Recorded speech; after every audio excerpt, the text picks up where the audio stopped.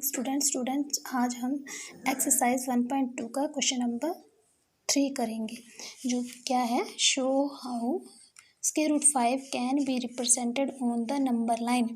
आपको ये दिखाना है कि स्क्वायर रूट 5 जो है नंबर लाइन के ऊपर दिखानी है, उसको कैसे शो किया जाता है। तो आपने स्क्वायर रूट 5 क्या है, एक इरेशनल नंबर है।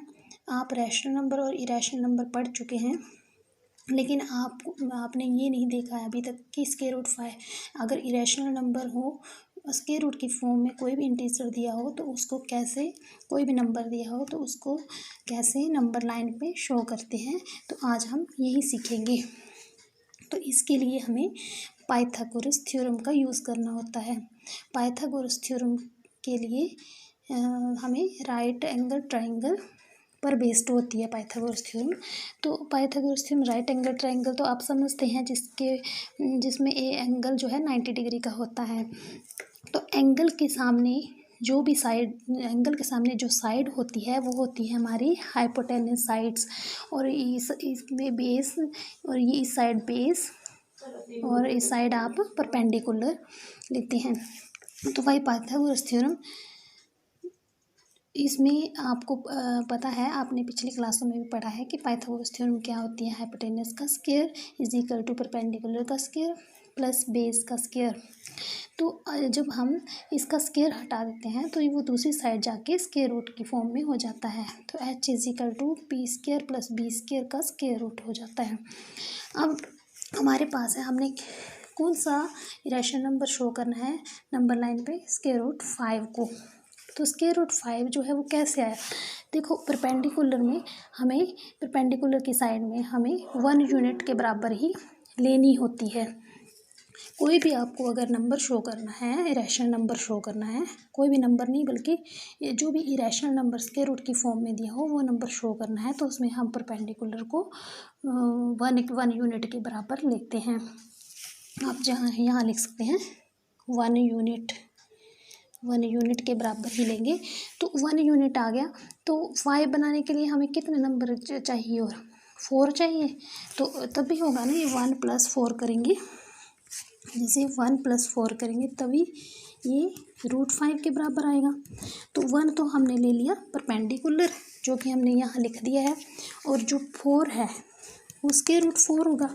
और स्क्वायर रूट 4 क्या होता है, हमारा एक परफेक्ट स्क्वायर होता है।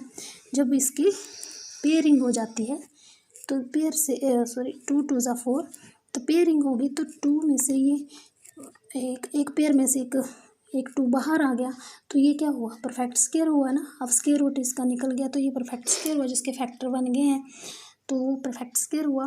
तो ये इसीलिए यहाँ पे मैंने ऐसे लिख दिया है 1⁻² + 2⁻²। तो 2 कहाँ से आया ये आपको पता चल गया होगा। तो इसलिए हमारा बेस क्या आया, हमारा बेस आ गया 2, तो जो कि मैंने यहाँ लिख दिया है। अब हमने ये वाली साइड निकाली, हमेशा एक साइड परपेंडिकुलर 1 होगा, और जो दूसरा नंबर लेंगे वो हमेशा बेस लेंगे। वो आपकी वो मर्जी है कि बेस आप ये लेना चाहते हैं, पर मैं इस तरीके से आपको करवाऊँगी, यही सिंपल तरीका है, तो आप इसी तरीके से करेंगे। तो बेस आप क्या लेंगे, बेस आपने 2 ले लिया, पता चल गया ना 2 कहाँ से आया। और स्क्वायर रूट 5 को हम फाइंड करेंगे, वो कैसे करेंगे, बाई पाइथागोरस थ्योरम से। तो h क्या आया, h हमें नहीं पता, ये तो मैंने इसको सॉल्व करके लिखा है √5। हमें बस 1 का पता चला अभी, और बेस का पता चला है। तो h hypotenuse is equal to, इसमें पाइथागोरस थ्योरम में मैंने ये वैल्यू पुट कर दी है, h is equal to, h का हमें नहीं पता है, h इज इक्वल टू 1। मैंने जैसे आपको बताया कि परपेंडिकुलर की वैल्यू हमेशा 1 यूनिट के बराबर लेंगे। और 2 कहाँ से आया ये मैंने आपको यहाँ सॉल्व करके बता दिया है। तो 2⁻², h इज इक्वल टू 1 1 और 2 × 2 = 4, और ये आ गया हमारे पास स्क्वायर रूट 5। अब ये आ गया हमारे पास। अब इसको यहाँ पे कैसे लोकेट करना है, नंबर लाइन में कैसे लोकेट करना है। तो सबसे पहले आपने क्या करना है, नंबर लाइन स्केल की हेल्प से नंबर लाइन लाइन लगा लेनी है, और उसके बीच में 0 1 2 3 4 5 और नेगेटिव, इस साइड नेगेटिव पॉजिटिव ये ले लेने हैं, क्योंकि ये पॉजिटिव ही है। तो इसको हमने क्या करना है, यहाँ पे ये ट्राइंगल, ये ट्रायंगल यहाँ पे बना लेनी है। ऐसे बनाएंगे। यहाँ से यहाँ तक का गैप, बेस जो है हमारा कितना है, देखो ट्रायंगल बेस हमारा 2 है, तो यहाँ से यहाँ तक हमने यहाँ से यहाँ तक 1 यूनिट और 2 यूनिट तक इसको ले लेना है।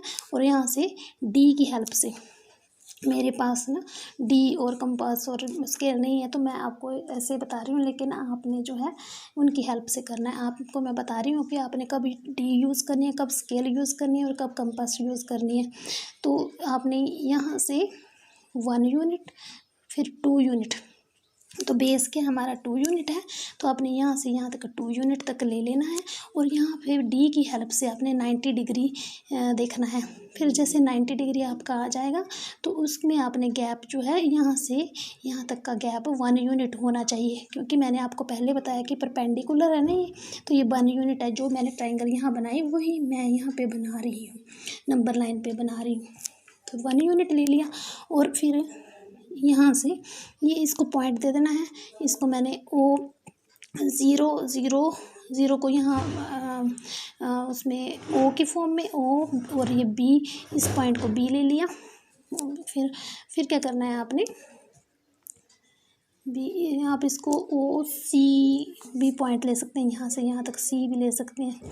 फिर ये और ये मिलाए, आपस में मिला दिया इनको, ओ और बी को, ये 1 यूनिट का गैप लिया आपने। फिर क्या करना है आपने, यहाँ पर आपने कंपास रखनी है और यहाँ इतनी कंपास खोलनी है आपने, इतनी। फिर यहाँ से आपने ये आर्क लगानी है। आपको पता है ना, जब आप यहाँ से कंपास खोलेंगे तो ऐसे ये सर्कल कंप्लीट बनेगा, लेकिन आपने सर्कल नहीं लगाना है। यहाँ से ये इतनी गैप करके आपने कंपास जब ओपन की और यहाँ ऐसे सर्कल लगाएंगे तो ये सर्कल कंप्लीट नहीं लगाना है, लेकिन ये मैं आपको समझा रही हूँ कि आपने यहाँ से यहाँ तक, जहाँ तक मैच करता है ना, वहाँ पे आपने आर्क लगा लेनी है। क्योंकि ये जो आर्क क्या है आपको पता है ना, ये डिस्टेंस, यहाँ का डिस्टेंस, ये सारा जब सर्कल बनता है तो ये सारा रेडियस बनेगा ना, तो रेडियस जो है सर्कल में क्या होता है, सेम होता है। तो ये और ये डिस्टेंस जो है वो क्या हो जाएगा, सेम होगा। तो ये भी कितना, ये यहाँ से ओ से लेके डी तक जो हमारी वैल्यू आएगी वो हमारी √5 के बराबर होगी। जो क्योंकि हमने नंबर लाइन पे शो करना था, इसलिए हमने डी की हेल्प से कंपास की हेल्प से, ये लाइन जो है ये ऊपर आ रही है, हमने तो नंबर लाइन पे शो करना था, इसलिए डी की कंपास की हेल्प से हमने यहाँ पे आर्क लगानी है। तो ये हमारा शो हो गया। यहाँ से यहाँ तक जो वैल्यू होगी, यहाँ से यहाँ तक की वैल्यू वो होगी √5 के बराबर, जो कि मैंने लिखा है ओ डी इक्वल है ओ बी के, जो कि किसके इक्वल है, √5 के। तो इसी तरीके से बच्चों, उम्मीद है कि आपको ये क्वेश्चन समझ आ गया होगा। इसी तरीके से आप √2 का और अच्छा, आप ऐसे करना कि आपके, मेरे पास बुक नहीं, अगर किसी के पास बुक है तो वो उसमें जो एग्ज़ाम्पल दी होगी, शायद उसमें एग्ज़ाम्पल दी होगी इसकी, किसी नंबर जैसे √2 की, √17, 18 कैसे नंबर लाइन में शो करना है।